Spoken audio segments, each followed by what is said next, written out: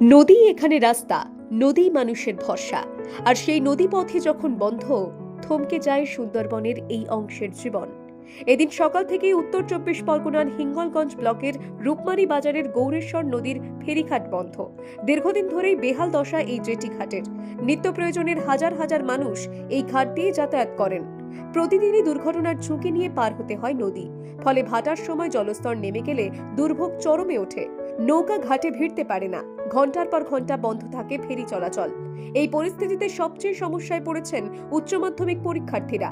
পরীক্ষার দিনে নদী পারাপার অনিশ্চিত, ফলে উদ্বেগে বহু পরিবার। শুধু তাই নয়, এই ফেরিঘাটই একমাত্র ভরসা বিডিও অফিস, ইলেকট্রিক অফিস, থানা, এমনকি সন্দেশখালী গ্রামীণ হাসপাতালে পৌঁছানোর জন্য। এই সমস্যা নিয়ে ইতিমধ্যেই একাধিকবার প্রশাসনের দ্বারস্থ হয়েছেন এলাকাবাসী, তবুও মেলেনি স্থায়ী সমাধান।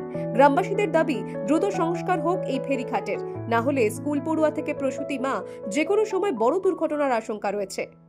সুন্দরবনের প্রত্যন্ত অঞ্চলে নদীপথে জীবনরেখা, আর সেই জীবনরেখা যখন ভেঙে পড়ে তখন তার প্রভাব পড়ে প্রতিটি ঘরে। রূপমারির মানুষ এখন তাকিয়ে রয়েছে কবে মেরামত হবে তাদের একমাত্র ভরসার ফেরিঘাট। উত্তর 24 পরগনা থেকে প্রতীতি ঘোষের রিপোর্ট, দ্য ওয়ার্ল্ড নিউজ।